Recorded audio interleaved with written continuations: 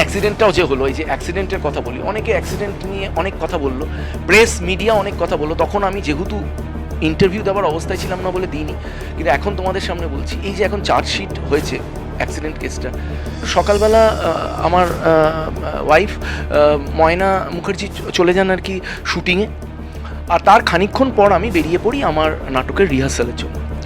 এইবারে নাটকের রিহার্সালে বেরিয়ে যাওয়ার আগে আমার দুটো আংটি আমি ভুল করে মাথার কাছে খুলে রেখেছিলাম, ভেবেছিলাম স্নান করে এসে পরে নেব, কিন্তু ওই তাড়াহুড়োর চোটে মাথায় ছিল না, বেরিয়ে গেছি। বেশি দূর নয়, বেহালা চৌরাস্তা থেকে ধারাপাড়া অব্দি বেশি দূর নয়, আবার চলে এসেছি। এই আমি ঢুকে দেখি একটা অদ্ভুত অবস্থা, বেডরুম আমার ছাড়খাড় অবস্থা, টেবিল ল্যাম্প থেকে শুরু করে আমার কম্পিউটার থেকে শুরু করে হেন তেন, মানে সব ছিটকানো অবস্থায়। ভদ্রমহিলা পাগলামি করছে, মানে ফ্যানাটিজম করছে।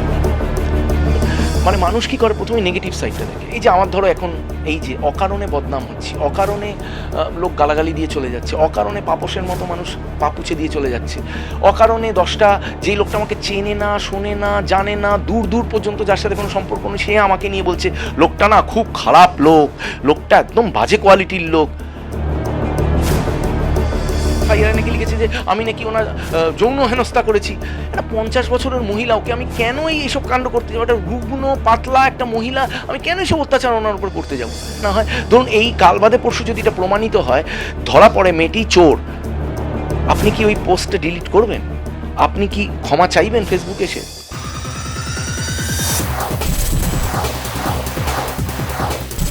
সেলিব্রিটি মানেই তাদের নিয়ে বিভিন্ন সময় বিভিন্ন সমালোচনার ঝড়, আর এই 4-5 দিন ধরে সম্রাট মুখার্জিকে নিয়েও চলছে বিভিন্ন সমালোচনা। আমাদের বিভিন্ন সময় যেমন বিভিন্ন ঝড় ওঠে, তেমন তার জীবনে এখন প্রচণ্ড ঝড়, এবং আমাদের মনেও যেমন প্রশ্ন রয়েছে, তেমন আপনাদের মনেও বিভিন্ন প্রশ্ন এখনও রয়েছে, সেটা আমরা ভালো করেই জানি। প্রথমেই সম্রাটদা জিজ্ঞেস করবো, তোমাকে নিয়ে বিভিন্ন রকম মানুষের মনে চাপানুতো প্রশ্ন উঠেছে, তুমি সেটা উত্তরও দিয়েছো, তবে এখনও মানুষের কাছে এই বিষয়টা বেশ খানিকটা অস্পষ্ট রয়ে গেছে, তুমি যে এটা একটু খুলে বলতে। দেখো, আমরা যারা ধরো স্বামী স্ত্রী দুজনে কাজ করি, মানে অনেকেরই আমাদের কলকাতার বুকে বা কলকাতার বাইরেও এরকম পরিবার আছে যারা আমরা স্বামী স্ত্রী দুজনেই কাজ করি। মানে তার মানে সকালবেলা সবাই বেরিয়ে যাই, আমরা রাত্রিবেলা ফিরি। পুরো দিনটাই কিন্তু পরিচারিকা বা যাদেরকে আমরা কমন ভাষায় কাজের লোক বলি, মানে যারা আমাদের বাড়িতে কাজ করেন, হাউস হেল্প যাদেরকে ইংলিশে বলা হয়, তাদের ভরসাতেই আমরা থাকি। মানে তাদেরকে বিশ্বাস করেই আমাদের এগোতে হয়। এবারে এই বিশ্বাসের ওপরেই ভরসা করে কিন্তু পুরোটা, মানে কেউ যে রান্না করছে সে যদি রান্নায় বিষ মিশিয়ে দেয়, কিচ্ছু ধরার উপায় নেই। যে কাজ মানে ঘরের কাজকর্ম করছে, সে যদি কিছু তুলে নিয়ে চলে যায়, কিচ্ছু করার নেই। আমরা অনেকটা অসহায়, যেহেতু দুজনেই স্বামী স্ত্রী আমরা কাজ করি, এবং বাচ্চারাও কি হয় স্কুলে টুলে চলে যায়। তো আমরা ঠিক সেরকমই একটি পরিবারের একটি অংশ, বা ওরকম লোকগুলোরই একটি অংশ যারা হাজব্যান্ড ওয়াইফ দুজনেই কাজ করি। তো 27 তারিখ সকালবেলা আমার ওয়াইফ ময়না মুখার্জি চলে যান আর কি শুটিংয়ে, আর তার খানিকক্ষণ পর আমি বেরিয়ে পড়ি আমার নাটকের রিহার্সালের জন্য। এইবারে নাটকের রিহার্সালে বেরিয়ে যাওয়ার আগে আমার দুটো আংটি আমি ভুল করে মাথার কাছে খুলে রেখেছিলাম, ভেবেছিলাম স্নান করে এসে পরে নেব, কিন্তু ওই তাড়াহুড়োর চোটে মাথায় ছিল না, বেরিয়ে গেছি।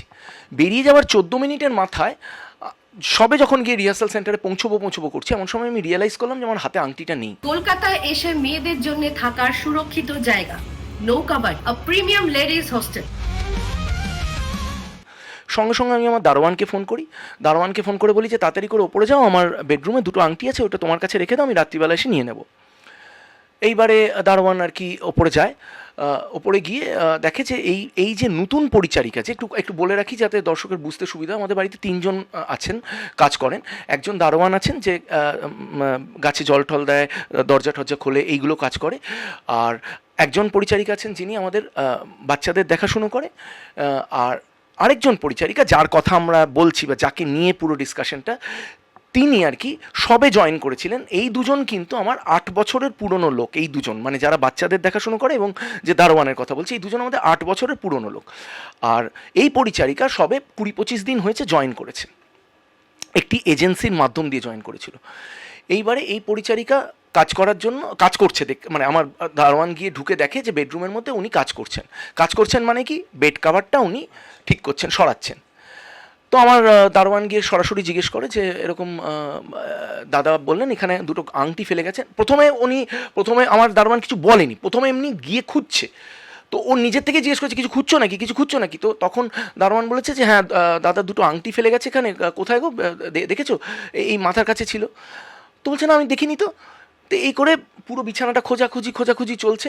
খুঁজতে খুঁজতে এমন সময় আমার দারোয়ান আর কি একটু মাথাটা ঘুরিয়েছে এই ড্রেসিং টেবিলের দিকে। ড্রেসিং টেবিলের থেকে যেই মাথাটা আবার রিটার্ন করেছে এই বিছানার দিকে, দেখে বিছানার উপরে এই আংটিটাই, যেটা এখন হাতে পড়ে আছি, এই আংটিটা পড়ে আছে। তো আমার দারোয়ান বলে যে এতক্ষণ তো আমরা বিছানাটা চেক করলাম, ছিল না তো, এখানে কোথা থেকে এলো। তো ওই ভদ্রমহিলা ওর পাশেই দাঁড়িয়ে আছে।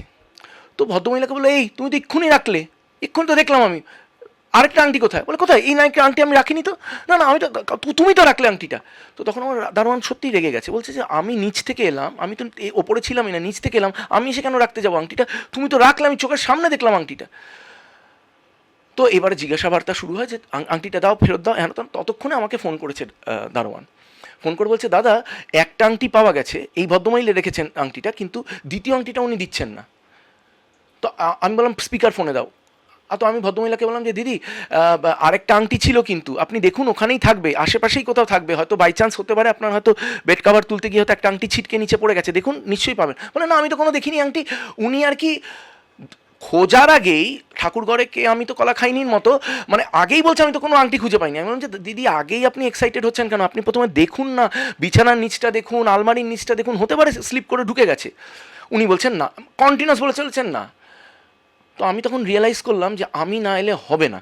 এবারে আমি বললাম যে আমি নাটকের রিহার্সালে পৌঁছাই, আমি নাটকটা রিহার্সাল শুরু করিয়ে তারপরে আমি আসছি, ওকে কিন্তু কোথাও যেতে দিও না, প্রয়োজন হলে আমি হরিদেবপুর থানায় ফোন করব, থানার থেকে লোক আসবে। ব্যাস, এই কথাটা ছিল টার্নিং পয়েন্ট। যেই শুনেছে যে হরিদেবপুর থানা থেকে লোক আসবে, এই ভদ্রমহিলা ফ্যানাটিক হয়ে গেল, পাগলামি করা শুরু করলো। এইবারে আমাকে ছেড়ে দাও, আমি কিছু করিনি, আমাকে কেন দোষারোপ করছো, আমি নিইনি, এই আমি নিইনি কথাটা একদম লুপে বলে চলেছে। এইবারে কি করে, আস্তে আস্তে উত্তেজিত হতে শুরু করে ভদ্রমহিলা। উত্তেজিত হয়ে আমার যে পরিচারিকা, মানে আমার যে বাচ্চাদের যে দেখে যেই পরিচারিকা এবং আমার দারোয়ান, এই দুজনকে আমি বলে রেখেছিলাম একে কিন্তু যেতে দেবে না কোথাও আমি যতক্ষণ না আসি। এদের দুজনকে ধাক্কা ফাক্কা মেরে দোতলা থেকে সিঁড়ি দিয়ে নিচে নামতে যায়। নিচে নামতে গিয়ে আমার কুকুরটা শুয়েছিল একদম সিঁড়ির কাছে। কলকাতায় এসে মেয়েদের জন্য থাকার সুরক্ষিত জায়গা নৌকাবাড়ি, আ প্রিমিয়াম লেডিস হোস্টেল। কুকুরটার গায়ে পা পড়ে, স্লিপ করে পাটা, উনি ধপাস করে পড়েন পাথরের সিঁড়িগুলোর ওপরে। উনি পাথরের সিঁড়ি দিয়ে একদম গড়াতে একদম 16টা সিঁড়ি না 14টা সিঁড়ি নিচে একদম গিয়ে পড়েন, চাতালে গিয়ে পড়েন, এবং মাথাটা কন্টিনিউয়াসলি ধাক্কা খেতে থাকে ওই সাইডের লোহার রেলিংয়ে। তোমার তো আমার বাড়ি গেছো, দেখেছো ওই রেলিংটা আছে, এবারে সেখানে ধাক্কা খেয়েছে। এইবারে নিচে পড়ে সেখানে কিন্তু তার অবসান হয়নি, বা সে ক্লান্ত হয়ে যায়নি বা ঘাবড়ে যায়নি, সে আবার উঠে নিচ দিয়ে পালিয়ে যেতে যাচ্ছে। তখন আমার দারোয়ান দৌড়ে গেছে, গিয়ে থামিয়েছে, এবং আমার পরিচারিকাও গেছে। দুজনে ওরা হিড় করে টানতে টানতে ওপরে নিয়ে এসেছে, যে কোথাও যেতে পারবে না, যতক্ষণ না পুলিশ আসছে, যতক্ষণ না দাদা আসছে, তোমরা কোথাও যেতে পারবে না। এর মধ্যে একটা সাংঘাতিক ধস্তাধস্তি শুরু হয়। ওকে আমার বেডরুমে ঢোকানোর চেষ্টা করে, যাতে আমার বেডরুমটা এক্সক্লুসিভ বেডরুম, মানে ওখানে কিন্তু আমার বাচ্চারাও ঢোকে না, ময়নাও ঢোকে না, ওইটা আমার নিজের কাজের জন্যই বেডরুমটা আর কি। তো ওইটা একটা ছোট্ট বেডরুম, কিন্তু লক অ্যান্ড কির আন্ডারে থাকে আর কি। এবার ওখানে ঢুকিয়েছে কোনো রকম। এবার ঢোকানোর সময় ধাক্কা ধাক্কি, সেই মানে আমি তো ওই সময়টা ছিলাম না। আমার দারোয়ান পরে বললো যে সেই দরজার মধ্যে ধাক্কা দিচ্ছে, সেই ধাক্কা দিতে বোধহয় হাতে চিপা খেয়েছে কিছু, ওই দরজাটা বন্ধ করার সময় যেমন ধাক্কা ধাক্কি এই মানে ধস্তাধস্তি চলছে। আমি বারবার করে, তখন আমি স্পিকার ফোনে আছি, আমি বারবার করে বলছি যে কোনোভাবে কিন্তু ওকে বেরোতে দেবে না, কারণ ওর হাতেই আংটিটা আছে, ও কিন্তু নিয়ে বেরিয়ে গেলে কেলেঙ্কারি। এবার আর দেখো, সত্যি কথা বলতে আমরা মধ্যবিত্ত মানুষ, আমাদের কাছে ওই আংটিটা একটা বিশাল দামি আংটি। আমি ইনস্টলমেন্টে কিনেছিলাম আংটিটা, আমি দুবাইতে গেছিলাম, দুবাই থেকে ওই আংটিটা একদম শখের আংটি কিনে এনেছিলাম, পরবর্তীকালে ওটা মা কামাক্ষার পায়ে ছোঁয়ানো আংটি আর কি। তো এবং আমার সামর্থ্যের বাইরে গিয়ে কেনা একটা আংটি আর কি। তো আমি আমাকে কোনোভাবে বেরোতে দেবে না, আমি কিন্তু যেমন করে আমি ফিরছি, আমি তাড়াতাড়ি করে রিহার্সালে গিয়ে ছেলে মেয়েগুলোকে বলে সঙ্গে সঙ্গে গাড়ি নিয়ে ওখান থেকে বেরিয়েছি। বেশি দূর নয়, বেহালা চৌরাস্তা থেকে ধারাপাড়া অবধি বেশি দূর নয়, আবার চলে এসেছি। এই আমি ঢুকে দেখি একটা অদ্ভুত অবস্থা, বেডরুম আমার ছাড়খাড় অবস্থা, টেবিল ল্যাম্প থেকে শুরু করে আমার কম্পিউটার থেকে শুরু করে হেন তেন, মানে সব ছিটকানো অবস্থায়। ভদ্রমহিলা পাগলামি করছে, মানে ফ্যানাটিজম করছে আর কি। এবারে কি করব, আমি তখন ভদ্রমহিলাকে শান্ত করানোর চেষ্টা করলাম, জল টল দিলাম, আমি বললাম যে দিদি কোনো টেনশন করবেন না, আপনাকে আমরা কিচ্ছু করবো না, আপনি খালি বলুন আপনি কোথায় রেখেছেন আংটিটা। একটা আংটি যখন পাওয়া গেছে, দুটো আংটি পাশাপাশি রাখা ছিল, একটা আংটি যদি পাওয়া যায় অবভিয়াসলি আরেকটা আংটি পাওয়া যাবে, আর আর যদি পাওয়া না যাওয়ার ছিল তাহলে দুটো আংটি পাওয়া যেত না। এটা আপনি একটু চালে ভুল করে ফেলেছেন, একটা আংটি আমাকে ফেরত দিয়ে আপনি কিন্তু চালে ভুল করে ফেলেছেন, আপনি দিয়ে দিন, প্রয়োজন হলে আমি কিছু বকশিস আপনাকে দিয়ে দেবো। প্রথমে খুব মিষ্টি ভাষায় বোঝালাম, কড়া ভাষায় বোঝালাম যে দিয়ে দিন, নয়তো আমি কিন্তু পুলিশ ডাকবো, হেন তেন। আমি মুখ দিয়ে থুতু বেরিয়ে গেল, প্রায় আধ ঘন্টা ধরে ওনাকে রিকোয়েস্ট করলাম, শুনলো না। তারপরে বাধ্য হয়ে আমি হরিদেবপুর থানায় ফোন করলাম। তো হরিদেবপুর থানা থেকে বললো যে আমরা আধ ঘন্টার মধ্যে লোক পাঠাচ্ছি। ঠিকই 1/2 ঘন্টা 45 মিনিটের মধ্যেই লোক চলে এলো। ততক্ষণ আমরা কি করলাম, ভদ্রমহিলাকে দরজা বন্ধ করে লক করে রেখে দিলাম।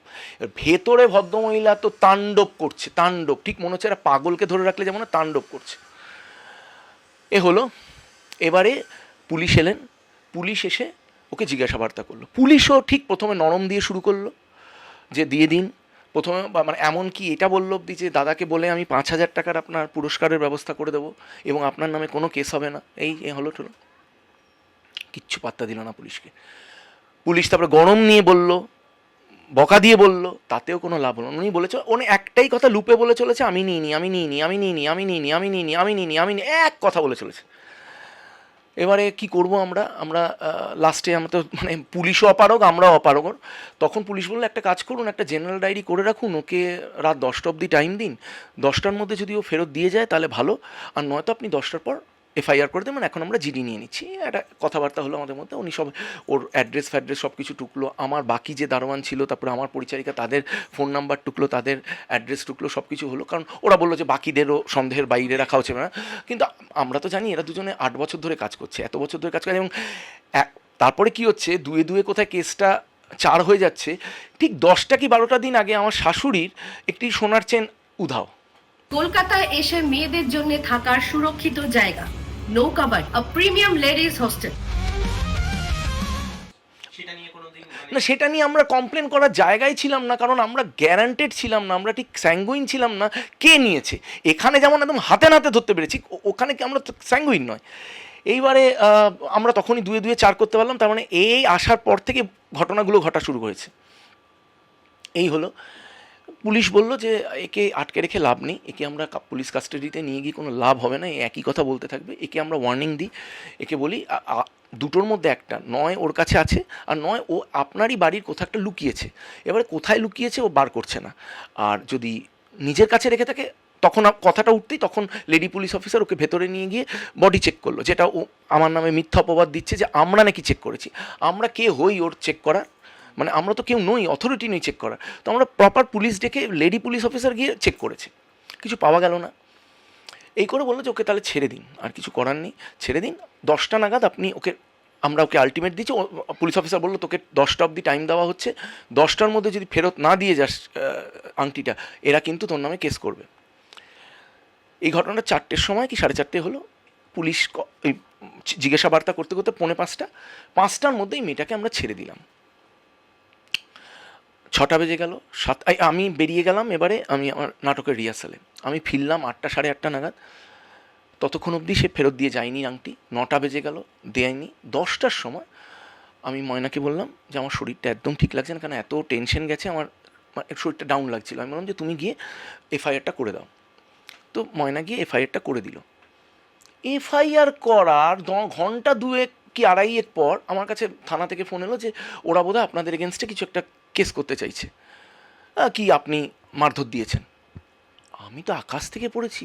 কলকাতায় এসে মেয়েদের জন্য থাকার সুরক্ষিত জায়গা, নৌকাবাড়ি, আ প্রিমিয়াম লেডিজ হোস্টেল। এটা তো সমস্ত দর্শকদেরই আকাশ থেকে পড়ার মতনই ব্যাপার ছিল যে সম্রাট মুখার্জি। আমার বয়স লোকে জানে কিনা আমি জানি না, আমি কিন্তু একটা মানে কি বলবো, মানে বয়োজ্যেষ্ঠ লোক এই ফিল্ম ইন্ডাস্ট্রি। আমার সামনের বছর 25 বছর হবে, অভিনয় জগতের 25 বছর হবে, আমার স্কুলটার 32 বছর হবে। I am not a kid, আমি কোনো বাচ্চা ছেলে নই, এবং আমি একটা সংস্থা চালাই, এতগুলো ছেলে মেয়ে আমার আন্ডারে শিখছে, এতগুলো নামকরা ব্যক্তিত্বরা আমার টিচার এখানে, এবং তার সাথে সাথে আমি লেডিস হোস্টেল চালাই, আমি অনেক রকমের কাজকর্ম করি। আমি কি পাগল যে আমি এই যে বলেছে আমি নাকি অ্যাসিড মারতে এসেছি, আমি নাকি ডান্ডা দিয়ে মেরেছি, আমি নাকি কি বুট দিয়ে মেরেছি। ফার্স্ট অফ অল একটা লোক কখনো একতলা থেকে দোতলায় যখন উঠছে একটা গেরস্ত বাড়িতে, বেডরুমে লোকে বুট পরে ঢোকে? হ্যাঁ, তো এবারে বুট নিয়ে নাকি মেরেছি, ডান্ডা দিয়ে নাকি মেরেছি, তারপরে নাকি কি অ্যাসিড নাকি ওকে খাইয়ে দিতে গেছিলাম। এগুলো তো হিন্দি সিনেমার গল্প, এগুলো তো উনি যে হ্যাঁ এটা হিন্দি সিরিয়াল, উনি বোধহয় একটু বেশি সিরিয়াল দেখে ফেলেছেন বা ওনার উকিল বেশি সিরিয়াল দেখে ফেলেছে। তারপরে আমি শুনছিলাম এফআইআর নাকি লিখেছে যে আমি নাকি ওনার যৌন হেনস্থা করেছি। একটা 50 বছরের মহিলা, ওকে আমি কেনই এইসব কাণ্ড করতে যাবো? একটা রুগ্ন পাতলা একটা মহিলা, আমি কেন এইসব অত্যাচার ওনার উপর করতে যাব? আমি আমার খালি ছিল বিনতি ছিল যে আমার আংটিটা ফেরত দিয়ে দে বাবা। এই তো এই করে আলটিমেটলি ওরা বোধহয় একটা কোনো কেস করেছে আমার নামে যে আমরা এইসব করেছি। মানে এবারে ওরকে কেউ একজন উকিল বলুন বা পাড়ার বন্ধু বলুন একটা আইডিয়া দিয়েছে যে তুমি যদি কাউন্টার কেস করো তাহলে ইনি তো চেনা মুখ, পাবলিক চেনে, ইনি নিজের নাম খোয়ার ভয়ে তাড়াতাড়ি করে তোমার কেসটা তুলে নেবে। এই একটা বুদ্ধি দিয়েছে ওনাকে, কোনো একজন উকিল হয়তো বুদ্ধি দিয়েছে। এবার উনি এমন করে সাজিয়ে কেসটা করেছেন যাতে কেসটা বেশ রঙিন লাগে আর কি। মানে আমার মতো একটি লোক হতেই পারে যৌন হেনস্থা করতে পারি, হ্যাঁ, কানে দুল পরি যেহেতু, হাতে ব্রেসলেট পরি, তার মানে লোকের তো কী হয়, মানুষের একটা ইমেজ ক্রিয়েট হয়, ইমেজের চক্করে কিন্তু মানুষ একটা মানুষকে বিশ্বাস করা শুরু করে। কিন্তু যারা ব্যক্তিগতভাবে তোমাকে চিনি আমরা, এটা শুনে তো অবাকই হয়েছিলাম, কারণ তোমাকে বহু দিন ধরে আমরা চিনি বা মিশেছি। এক্স্যাক্টলি, তোমরা তো চেনো। তোমরা এলে কখন তোমরা জল খেছো কি না, চা খেছো কি না, বাইরে বৃষ্টি পড়ছে। এই আমার আগের দিন ইন্টারভিউ নিতে এসেছিলো, সেদিন সাংঘাতিক বৃষ্টি পড়ছিল। আমি সবাইকে বললাম যে বাইরে বৃষ্টি পড়ছে, এখন বেরিয়েও না, ভেতরে থাকো, ভিজে যাবে, ওই হবে সেই হবে, এই ওকে ছাতা দিয়ে দাও। I am a very caring man, কারণ আমি আমার মার বোনের সাথে বড় হয়েছি, আমি মহিলাদের সাথে বড় হয়েছি। আমি কিন্তু বাবাকে খুব একটা পাইনি, বাবা বিজনেসম্যান ছিলেন। আমি মার বোনের সাথে বড় হয়েছি, তাই মহিলাদের সাথে বড় হয়েছি। তা আমার মহিলাদের প্রতি সাংঘাতিক একটা মানে রেসপেক্ট বলো বা একটা কি বলবো মানে আপন। মানে আমি যেমন আমার আমি যখন শুটিং করি আমি কিন্তু মেয়েদের মেকআপ রুমে গিয়ে বসি, মেয়েদের সাথে গল্প করি, কারণ এবং মেয়েরাও আমার সাথে গল্প করতে কমফোর্টেবল হয় আর কি। কারণ মেয়েদের সাথে কিন্তু আমি মেয়েলি গল্পই করি না, কিন্তু অন্য ব্যাপার না, কিন্তু মানে আমি এই গয়নাগাটি নিয়ে গল্প হয়, এরকম ধর বাইরে বেড়ানো নিয়ে গল্প হয়, তো এরকম। তো ওই জন্য মানে আমি কেনই পাগলামি করতে যাবো? মানে যারা আমাকে দেখুন, ফেসবুকে আমার নামে উল্টোপাল্টা লোকে কথা লিখছে, পয়সা লাগে না লিখতে, তাই জন্য লিখছে। এবং যারা আমাকে দূর দূর পর্যন্ত চেনে না তারা এমন করে লিখছে যেন আমার মাস্ততো ভাই হয়, পিস্ততো বোন হয়। মানে এমন করে লিখছে যেন আমার সাথে রোজ ওঠা বসা করে। বিশ্বাস করো, আমি তোমাকে ফ্র্যাঙ্কলি বলি, আমার জীবনে বোধহয় 3 কি 4টে বন্ধু আছে। বন্ধু মানে যাদের সাথে আমি ধরো ওঠা বসা করি বা আমরা একসাথে গেট টুগেদার করি, 3-4টে বন্ধু আছে। আমার বন্ধুর খুবই অভাব। এবং তোমরা ভালো করে, তোমরা বিভিন্ন জায়গায় যাও, এই যে ফাংশনগুলোতে যাচ্ছ, অ্যাওয়ার্ড ফাংশনে যাচ্ছ, প্রেমিয়ারে যাচ্ছ, এইখানে যাচ্ছ, সে বিভিন্ন জায়গায় যাও, আমাকে কোথাও দেখতে পাও তোমরা? এবার আমার তো এত খারাপ অবস্থা আসেনি যে কেউ নেমন্তন্ন করে না, এরকম নয়, নেমন্তন্ন করে, আমি যাই না। আমার মনে হয় যে গিয়ে খুব একটা লাভ কিছু হবে না, গিয়ে ওই খালি বকবক হবে, সোশ্যালাইজিং হবে, এই হবে। তার থেকে ভালো আমি যদি আমার অফিসে বসে কাজ করি, 2 টাকা এক্সট্রা আসবে, 2 লোকের উপকার হবে, 2 কাজ এক্সট্রা হবে, এটা হবে। কলকাতায় এসে মেয়েদের জন্য থাকার সুরক্ষিত জায়গা, নৌকাবাড়ি, আ প্রিমিয়াম লেডিস হোস্টেল। তো এই জন্য মানে তোমরা যারা আমাকে ভালো করে চেনো, তুমি দেখবে আমি কিন্তু সাথে পাশে থাকি না, আমি কিচ্ছুতে নেই। আমি পলিটিক্যাল লোক নই। আমাকে অনেকে বলেছে যে এই নতুন সরকার এসেছে, তাদের থেকে তুমি কি এক্সপেক্ট করবে? আমি বললাম আমি কিচ্ছু এক্সপেক্ট করছি না, কারণ আমি সিপিএমের সময় যা সমর্থন পেয়েছি বা যা সহযোগিতা পেয়েছি, তৃণমূলের সময় সেই সহযোগিতা পেয়েছি, এবং এখন বিজেপি এসেছে, ডেফিনেটলি আমার পাপিয়াদি আমার এখানে ইন্টারভিউ দিয়ে গেছে আমার ইনস্টিটিউটে। আচ্ছা, রুদ্র আমার দুটো নাটকের জাজ ছিল, হ্যাঁ, আমার শর্ট ফিল্মের পোস্টার রিলিজ করেছে। যখন রুদ্রনীল হয়নি তখন থেকে আমি ওকে চিনি। এরা সব পুরনো বন্ধু, তো এরাই কাজ করতে আমাকে কেন ক্ষতি করবে তারা? আর আমি তো তাদের কোনো ক্ষতি করিনি, তারা আমার ক্ষতি করবে কেন? তারপর আর কি জানি, আমাদের ফিল্ম ইন্ডাস্ট্রি থেকে হচ্ছে রূপাদি। আচ্ছা, রূপাদি আমার মিস্টার ইন্ডিয়ার সময় উনি আমার জাজ ছিলেন। তো মানে উনি আমাকে বলেছিলেন যে তোমার হাইট 6 ফুট নয়, কেন তুমি নাম দিয়েছো? তখন আমি বলেছিলাম যে খালি আপনি আমার উচ্চতাটাই, শারীরিক উচ্চতাটাই দেখলেন, আমার স্বপ্নের উচ্চতাটা দেখলেন না। সেই কথাটা শুনে উনি আমার হাততালিও দিয়েছিলেন। তো তারপরে আর ওনার সাথে আর আমার কাজ করা হয়নি, কিন্তু এনার সব চেনাশোনা লোকজন। তো এখনও যখন নতুন সরকার এসেছে হেল্প পাবো। তো এই জন্য আমি কিন্তু একদম একটা পজিটিভ লোক, আমি কখনো কোনো জিনিসকে নেগেটিভ বলি না। সবাই বলছে কেউ কাজ করতে পারেনি লাস্ট 16 বছর ধরে। এবারে কেন যে বলছে জানি না, মানে টেলিভিশন তো একটা কর্পোরেট ওয়ার্ল্ড। টেলিভিশন কার কথা শুনে কাস্টিং করবে? মানে প্রডিউসারেরই কথা শোনে না, কার কথা শুনবে? ওরা মানে প্রপার মার্কেট রিপোর্ট জেনে কার কি টিআরপি দিচ্ছে, কার আগে সিরিয়ালটা সফল, কার বিফল, এইসব দেখে পরীক্ষা নিরীক্ষা করে কাস্টিং করে। তো আমার সবসময় মনে হচ্ছে যে ব্যাপারটা একই হয়, থোর বড়ি খাড়া খাড়া বড়ি থোর, তোমার ব্যাপারটা একই চলতে থাকবে। তো আমি আমি I am a positive man, আমি সবসময় পজিটিভ ভেবেছি, লোকের জন্য পজিটিভ ভেবেছি, কাজ পজিটিভ করেছি, তাই সবসময় আমার সাথে পজিটিভই হয়েছে। এবারে হ্যাঁ, আমার শনি সাড়ে সাতই চলছে, তাই জন্য মানে একের পর এক আর কি বিপদ চলছে আর কি। মানে অ্যাক্সিডেন্টটাও যে হলো, এই যে অ্যাক্সিডেন্টের কথা বলি, অনেকে অ্যাক্সিডেন্ট নিয়ে অনেক কথা বললো, প্রেস মিডিয়া অনেক কথা বললো, তখন আমি যেহেতু ইন্টারভিউ দেওয়ার অবস্থায় ছিলাম না বলে দিইনি। কিন্তু এখন তোমাদের সামনে বলছি, এই যে এখন চার্জশিট হয়েছে অ্যাক্সিডেন্ট কেসটা, চার্জশিটে কিন্তু ক্লিয়ারলি আমার রক্ত পরীক্ষায় 1 ফোঁটা অ্যালকোহল পাওয়া যায়নি এটাই লেখা আছে। তখন কিন্তু বলা হলো আমি মদ্যপ অবস্থায় গাড়ি চালাচ্ছিলাম। আচ্ছা, নেক্সট বলা হলো যে আমার গাড়ি নাকি 90 কিলোমিটার পার আওয়ারে চলছিল। মাহিন্দ্রা কোম্পানি থেকে ফরেন্সিক রিপোর্ট জমা করেছে পুলিশ স্টেশনে, আমার গাড়ি 52 কিলোমিটার পার আওয়ারে ছিল। এবার তুমি বলো, রাত 1টা 10-এর সময়, রাত 1টা 10-এর সময় মানুষ কি 20 কিলোমিটারে গাড়ি চালাবে? দিনের বেলায় লোকে 50 কিলোমিটারে গাড়ি চালায়, তখন রাত 1টা 10 বাজে। এবং আমার কাছে প্রমাণ আছে সিসিটিভি ফুটেজ, যেখানে একটি পাতলা রাস্তা, দুটো গাড়ি যাওয়ার রাস্তা, সাইডে আমার একটা ওলা দাঁড়িয়ে আছে আর আমি সোজা যাচ্ছি। এবার আমার অ্যাক্সিডেন্টটা হলো, আমি যদি সোজা যাই আর আমার সাইডে যদি ওলা থাকে, তাহলে আমি আমার পথ থেকে ডিভিয়েট করিনি, বাইকটা ওভারটেক করতে গিয়ে আমাকে মেরেছে। সো কী হয়, চেনা মুখেদের কি করে গালাগালি করব, কি করে তাদের নিচু করব, কি করে তাদের অপদস্থ করব, তাদের নামে বাজে কথা বলবো এবং টিআরপি কুড়বো, মানে টিআরপি বলতে ইন দ্য সেন্স মানে ভিউজ কামাবো, রিচ বাড়াবো, এইটার একটা মানুষের প্রবণতা হয়ে দাঁড়িয়েছে। এটা কিন্তু কোনো একটা নেগেটিভ জিনিস। এবং যাদের কোনো কাজ বাজ নাই, বাড়িতে বসে আছে, অ্যাজ সাচ কোনো কনস্ট্রাকটিভ কাজের মধ্যে নেই, তারাই এইসব কথা বলে। একটুখানি আমি সব দর্শকদেরই বলবো যে সহানুভূতি নিয়ে সবসময় কথা বলবেন, কারণ যেমন আপনি অন্য দিকটা দেখছেন, মানে একটা গরিব মানুষ, তার জখম হয়েছে, সে এই হয়েছে সেই হয়েছে, তেমন আমরাও কিন্তু টেকনিক্যালি আমরা মুখে রক্ত তুলে সেই টাকাটা রোজগার করছি বলে কিন্তু সেই গয়নাটা কিনতে পেরেছি, আমাদের শখের জিনিস কিনতে পেরেছি। আমাদের যখন কোনো জিনিস হারিয়ে যাচ্ছে, আমরাও ততাধিকভাবে বিপর্যস্ত, আমাদের চোখেও জল আসছে, আমাদের বুকও ফেটে যাচ্ছে। তো কখনো একটা দিক শুনে একটা দিকের কথা কখনো ভাববেন না, দুদিক শুনুন, দুদিক শুনে বুঝুন, আদালতকে ডিসিশন নিতে দিন, পুলিশ ভেরিফিকেশন হতে দিন, দুধ কা দুধ আর পানি কা পানি হবে, ক্লিয়ার হয়ে যাবে কে ভুল বলছে, কে সত্যি বলছে, কি মিথ্যা বলছে। আমি পাগল নই যে হঠাৎ করে আমার রিহার্সাল ছেড়ে গাড়ি ঘুরিয়ে এসে সকাল সেই 12টা-1টার থেকে বিকেল 6:30-7টা অবধি দাঁড়িয়ে ঝগড়া করব বা পুলিশ ডেকে আনবো, আমার কাজকর্ম সব লাটে তুলে দিয়ে জাস্ট ওই ভদ্রমহিলাকে অপদস্থ করবো বলে, বা ওই ভদ্রমহিলাকে জেলে দেবো বলে, বা ওই ভদ্রমহিলার নামে কেস করবো বলে আমার কোনো খেদে কাজ। আমি ভদ্রমহিলার নামই জানি না, আমি ভদ্রমহিলার নামই জানি না, এরকম। তো আমি ভদ্রমহিলাকে দেখিনি, কারণ আমি যখন ঢুকি, আমি যখন বেরিয়ে যাই, তারপরে উনি আমার রুমে ঢুকে পরিষ্কার করেন রুম, আমি যখন আসি তখন ওই ঠিকে যেহেতু, মানে ওই পার্ট টাইমার যেহেতু, উনি তখন বেরিয়ে যান। আমি তো রাত 8:30-9টার সময় ফিরি, কি কোনো দিন 10টার সময় ফিরি, তো উনি বেরিয়ে যান। আমি ওনাকে চিনি না ঠিক করে, দেখিনি কোনো দিন। তো আমি ওনাকে হঠাৎ করে আঘাত পৌঁছতে যাব কেন, বা আমি হঠাৎ করে ওনার রাগ পোষণ করতে যাব কেন? মানে এই বিষয়টা সুরা আপাতত কোথায়, মানে এই কেসটা আপাতত কোথায়? কলকাতায় এসে মেয়েদের জন্য থাকার সুরক্ষিত জায়গা, নৌকাবাড়ি, আ প্রিমিয়াম লেডিস হোস্টেল।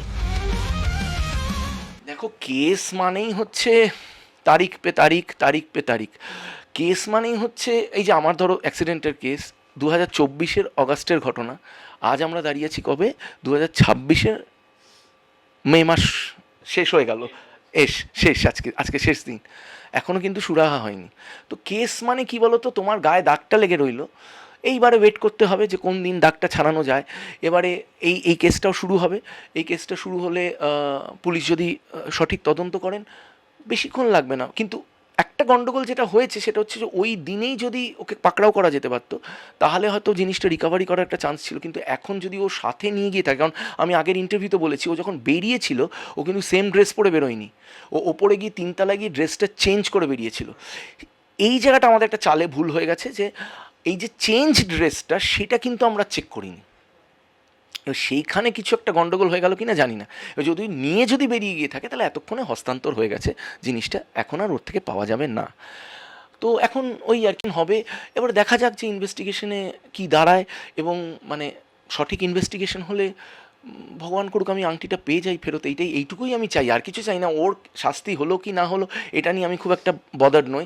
আমার বদারেশন হচ্ছে, আমি পেট কেটে ইনস্টলমেন্টে রাতের পর রাত কাজ করে কিন্তু আমি এই আংটিটা কিনেছিলাম আর কি। তো এই মুহূর্তে আমরা দেখতে পাচ্ছি সোশ্যাল মিডিয়া খুললে বা আমাদের টলিউড ঘাটলে যে বেশিরভাগ মানুষ বা বেশ কিছু মানুষ আত্মঘাতী হচ্ছে কাজ না পেয়ে। তুমি একটা অ্যাক্টিং ইনস্টিটিউট চালাও, তোমার এটা কি মনে হয়? আমাদের অনেকদারও সেম হলো, আবার আজকেরও আমরা একটা খবর পেলাম একটা আর্টিস্ট এরকম করছে, কাজ না পেয়ে আত্মঘাতী হতে গিয়েছে। তারপর একটা সোশ্যাল মিডিয়ার একজন ইনফ্লুয়েন্সার এরকম হয়েছে, হয়তো জানো। তো এটাকে তুমি কিভাবে দেখছো, মানে এর কারণটা কি? তুমি একজন স্যার হিসেবে, একজন টিচার হিসেবে তুমি কি বলবে? দেখো, আমার গত সিরিয়ালটা শেষ হয়েছে অগাস্ট মাসে। এখন অবধি কিন্তু আমি কাজ পাইনি, নতুন কাজ পাইনি। অফার এসেছে অনেকগুলো, কিন্তু আমি যেহেতু একটু চুজি, মানে সব কাজ করি না, আমার আমার পছন্দ মতো রোলগুলো আমি করি, তো তাই জন্য এখনও আমার পছন্দ মতো রোল পাইনি বলে এখনও কিন্তু আমি বাড়িতেই বসে আছি। এবারে হ্যাঁ, আমার আর অন্যদের মধ্যে ডিফারেন্সটা হচ্ছে আমি যেহেতু অনেকগুলো সংস্থা চালাই, আমি আমার সেই এনগেজমেন্ট আছে যে সকাল থেকে রাত অবধি বাড়িতে বসে যে বোর হচ্ছি বা ডিপ্রেশনে চলে যাচ্ছি তা নয়। এই যেমন তোমরা এখন ইন্টারভিউ নিচ্ছি, একটু পরে গিয়ে আমি আমার ক্লাস নেওয়া শুরু করব, ক্লাস নেওয়া থেকেই নামলাম, আবার ক্লাস নিতে যাব। তো আমি সবসময় ব্যস্ত, মানে আমার খাওয়া দাওয়ার সময় থাকে না, সেই জন্য হয়তো আমার মধ্যে ডিপ্রেশনটা ঢোকে না। এবং আমি বলি আমি কিন্তু খুব পজিটিভ লোক, মানে আমি কিন্তু ভাবছি সাংঘাতিক একটা কোনো ভালো কাজ আমার জন্য অপেক্ষা করছে বলে ওপরওয়ালা আমাকে অপেক্ষা করাচ্ছে।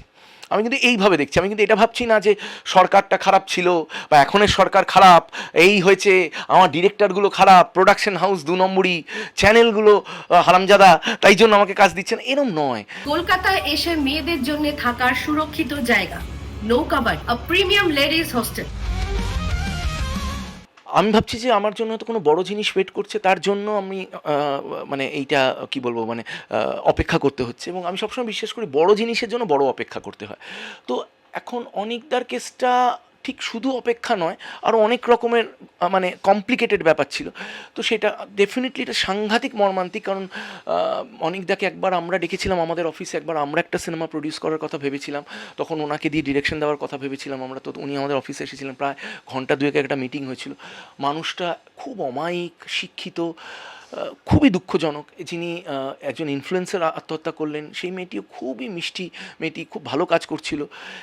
আমার মনে হয় যে সবসময় না, you have to look at the brighter side. মানে আমরা সবসময় বলি একটা গ্লাস অর্ধেক জল যদি থাকে, তুমি দুভাবে সেটাকে দেখতে পারো, যে অর্ধেক খালি আছে বা অর্ধেক ভর্তি আছে। তো তোমাকে সবসময় পজিটিভ সাইডটা দেখতে হবে। তুমি মানে মানুষ কী করে, প্রথমে নেগেটিভ সাইডটা দেখে। এই যে আমার ধরো এখন এই যে অকারণে বদনাম হচ্ছি, অকারণে লোক গালাগালি দিয়ে চলে যাচ্ছে, অকারণে পাপসের মতো মানুষ পাপুছে দিয়ে চলে যাচ্ছে, অকারণে 10টা, যেই লোকটা আমাকে চেনে না, শোনে না, জানে না, দূর দূর পর্যন্ত যার সাথে কোনো সম্পর্ক নেই, সে আমাকে নিয়ে বলছে লোকটা না খুব খারাপ লোক, লোকটা একদম বাজে কোয়ালিটির লোক। আমার বউ অবধি জানেন আমি কতটা বাজে কোয়ালিটির কি কতটা ভালো কোয়ালিটির। বিশ্বাস করো, আমি এতটাই প্রাইভেট লোক। আমি এক্সট্রোভার্ট হতে পারি, কিন্তু পার্সোনালি আমি যখন নাকি আমার মধ্যে থাকি, আমি ভীষণ একটা প্রাইভেট লোক। আমার চোখের জল আজ অবধি কেউ দেখেনি, টিভিতে দেখেছে গ্লিসারিন দিয়ে।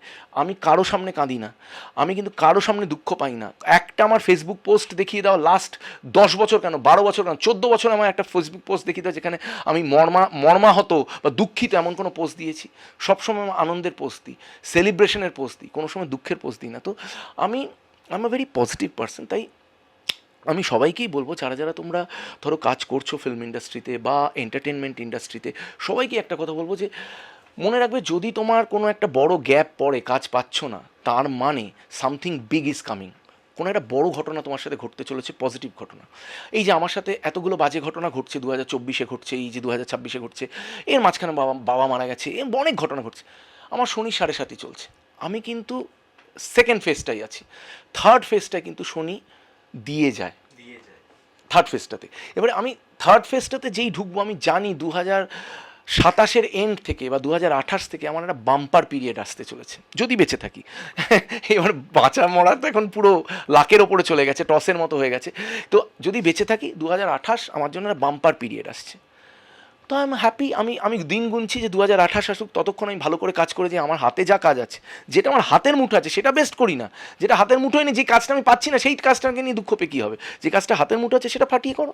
কলকাতায় এসে মেয়েদের জন্য থাকার সুরক্ষিত জায়গা, নৌকাবাড়ি, আ প্রিমিয়াম লেডিস হোস্টেল। অনেকের যা যা প্রশ্ন ছিল, আশা করি সম্রাটদা সেই উত্তরগুলো দিয়ে দিল। আমরা বেশিক্ষণ আটকাবো না, তোমার এরপরে আবার ক্লাস আছে, তুমি দর্শকদেরও বললে, তো তুমি শেষে দর্শকদের কি বলবে? দর্শকদের বলবো একটাই কথা, দাদারা, দিদিরা, ভাইরা, বোনেরা, বন্ধুরা, সবাইকেই বলবো যে যাকে আপনারা চেনেন না, যাকে আপনারা দূর দূর পর্যন্ত, যার সম্বন্ধে কোনো আইডিয়া নেই, তার সম্বন্ধে একটা কমেন্ট যখন করছেন বা একটা যখন কোনো বক্তব্য রাখছেন, একটু ভেবে রাখুন, কারণ তাদেরও ফ্যামিলি থাকে, সেই লোকটারও মন আছে, সেই লোকটারও ডিপ্রেশন হতে পারে, সেই লোকটারও মন খারাপ হতে পারে। সে একটা মিথ্যা অপবাদ যদি সেই লোকটার এগেনস্টে দেওয়া হয়, সেই লোকটার কি কিসের মধ্যে দিয়ে যায় সেটা ফিল করার চেষ্টা করুন। নিজেকে ওই জায়গাটায় রাখুন, যেই লোকটাকে গালাগালি দিচ্ছেন সেই জায়গাটায় নিজেকে রাখুন একবার। নিজেকে রাখলে আপনি রিয়েলাইজ করবেন যে জিনিসটা কতটা খারাপ লাগে। তো অতএব আমি বলি যে যখনই কোনো একটা কমেন্ট করবেন, মনে রাখবেন ওই অ্যাপ, সেটা ফেসবুক হোক বা হুইচএভার বুক হোক, ওই অ্যাপটা আপনাকে বিনা পয়সায় একটা কমেন্ট করার জন্য পারমিশন দিয়েছে বলে সেহেতু যা ইচ্ছা তাই একটা লিখে দিলাম সেটা কিন্তু নয়। আপনি একজন ব্যক্তি এবং আপনার একটা দায়িত্ব আছে, আপনি ভোট দিচ্ছেন, আপনি সরকার তৈরি করছেন, আপনার বক্তব্যর ভ্যালু আছে। তাই আপনার বক্তব্যটা খুব মূল্যবানভাবে আপনি খরচা করুন। কি বলছেন পরে গিয়ে যাতে পস্তাতে না হয়, পরে গিয়ে যাতে মনে না হয় ধরুন এই কাল বাদে পরশু যদি এটা প্রমাণিত হয়, ধরা পড়ে মেয়েটি চোর, আপনি কি ওই পোস্টটা ডিলিট করবেন? আপনি কি ক্ষমা চাইবেন ফেসবুকে এসে? চাইবেন না। আমি একটা ছোট্ট ঘটনা বলে শেষ করি। 2008 সালে একটি আমার ছাত্রী আত্মহত্যা করে। তার মা এবিপি আনন্দতে গিয়ে ইন্টারভিউ দেয় যে সম্রাট মুখার্জির জন্য মেয়েটি আত্মহত্যা করেছে। ভাইরালের মতো, তখনকার দিনে তো ফেসবুক নেই, চারিদিকে ছড়িয়ে পড়লো। এবিপি আনন্দ, যতগুলো চ্যানেল ছিল সব বলা শুরু করলো সম্রাট মুখার্জির জন্য। আমি কিছুতেই হিসাবই করতে পারলাম না কেন মেয়েটা আত্মহত্যা করেছে, কারণ মেয়েটা 2006 স্টুডেন্ট আর ঘটনাটা হচ্ছে 2008-এর। ওনার মার বক্তব্য যে সম্রাট মুখার্জি ভুলভাল প্রডিউসারদের কাছে পাঠিয়েছে বলে আত্মহত্যা করেছে। আমি তখন মনে মনে ভাবলাম যে মেয়েটি 2006-তে পাশ করে গেল, তারপরে 2008 অবধি ওয়েট করলো আত্মহত্যা করার জন্য। আমি রিপোর্টারদের এবং আশেপাশের লোকেদের বললাম কিছু একটা গন্ডগোল আছে, গন্ডগোলটা আমরা ধরতে পারছি নাকি। এবং মেয়েটি আমার বাবার বন্ধুর মেয়ে হতো, আমার চেনা, আমাদের মানে হয় না ফ্যামিলিগতভাবে চেনা। 2 দিন ধরে আমার ক্যারেক্টার অ্যাসাসিনেশন হলো। 2 দিন ধরে প্রেস মিডিয়া আমার বারংবার ছুরি মারলো আমার গায়ে, কুৎসা রটালো।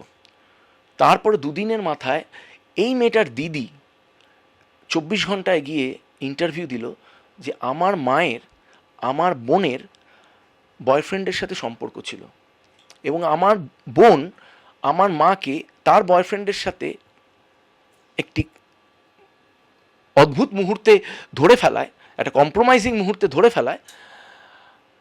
সেই সিচুয়েশনটা দেখে সে দৌড়ে চিল ছাদে গিয়ে গলায় দড়ি দিয়েছে। এই যেই নিউজটা বেরোলো, আধ ঘন্টার মধ্যে টোটাল নিউজ বন্ধ। একটা চ্যানেল, একটা মিডিয়া কিন্তু রিপোর্ট ব্যাক করলো না যে সম্রাট মুখার্জি নির্দোষ ছিল। মা বিনা অপরাধে কোনো কোনো লেনা নেই দেনা নেই, কারণ মেয়েটা 2006-তে ভর্তি হয়েছিল, মেয়েটার ভাই কিন্তু 2007-এ ভর্তি হয়েছিল আমার কাছে। আমি যদি এতই খারাপ হতাম নিশ্চয়ই 2006-তে ভর্তি করিয়ে ভাইকে 2007-এ ভর্তি করাতো না। তো আমি আমার বক্তব্য হচ্ছে যে প্রেস সব সময় নেগেটিভ নিউজ কভার করতে ভালোবাসে। এই তোমরাই কিন্তু আমার কাছে আসবে না কাল বাদে পরশু যখন নাকি এই নিউজটা ছড়াবে যে ভদ্রমহিলা মিথ্যা বলছিল বা এই অ্যাক্সিডেন্টের কেসটা ভুল ছিল, তোমরাই কিন্তু আর আসবে না। যদি কোনোদিন প্রমাণ হয় সবার আগে টলিফোকাস আসবে, এইটুকু বলে দিই। তোমাদেরকে অনেক অনেক কুর্নিশ জানাবো, কারণ দেখো মিডিয়ার এটাই কাজ যে সত্যিটাকে মানুষের সামনে তুলে ধরা। পেছন দিকটা সামনের দিকটা দুটোই দেখানো মিডিয়ার সব থেকে বড় কাজ বলে মনে হয়। সামনের দিকটা চকচকে হয়, তাই জন্য সবসময় মানুষ সামনের দিকটা দেখাতে চায়, পেছন দিকটা দেখাতে চায় না, কারণ সেটাতে চকচকে ব্যাপারটা নেই, মার্কারি লাগানো থাকে। তো ওই জন্য যেটা সত্যি নিউজ সেটা কিন্তু খুব ম্যারম্যারে, সেটা খুব ম্যারম্যারে। সম্রাট মুখার্জি নাম করে ফেলেছে, লোকটা মহা বদমাইশ লোক, এইটা শুনতে না মজা লাগে। লোকটা দিনে 12 ঘন্টা কাজ করে, লোকটা 50 ঊর্ধ্ব বয়স হওয়া সত্ত্বেও কিন্তু আজকেও কিন্তু 1.5 থেকে 2 ঘন্টা এক্সারসাইজ করে। লোকটা আজ অবধি কিন্তু সিগারেটে হাত দেয়নি। লোকটা কিন্তু 70,000 ছেলে মেয়েদের 32 বছরে পাশ করিয়ে ভালো ভালো জায়গায় চান্স করিয়ে দিয়েছে। লোকটা কিন্তু একটি লেডিস হোস্টেল খুলেছে যাতে যারা ডিস্ট্রিক্ট থেকে বা মফস্বল থেকে যেসব মেয়েরা আসছে তাদের যাতে সুরক্ষিতভাবে রাখা যায়, সিসিটিভি দিয়ে মুড়ে দিয়ে সুন্দর দেখতে একটা হোস্টেল করেছে, তাদের যাতে সুবিধা হয়। এটা কিন্তু নিউজ নয়, এটা ভীষণ ম্যারম্যারে নিউজ। নিউজটা হচ্ছে লোকটা খলনায়ক, এটা হচ্ছে নিউজ। তো এই জন্য সবাইকেই বলবো আমি টেলিভিশনের দারুণ খলনায়ক, কিন্তু রিয়েল জীবনের খলনায়ক নই। ধন্যবাদ দাদা তোমার গুরুত্বপূর্ণ সময় থেকে আমাদেরও সময় দেওয়ার জন্য। আর এইরকম বিভিন্ন ইন্টারভিউ দেখতে গেলে অবশ্যই চোখ রাখতে হবে টলিফোকাসে। Thank you. Tollywood focus Kolkata চ্যানেলটি আপনাদের ভালো লেগে থাকলে লাইক করুন, সাবস্ক্রাইব করুন এবং অবশ্যই আপনাদের পছন্দের ভিডিওটি শেয়ার করুন। Tollywood focus Kolkata.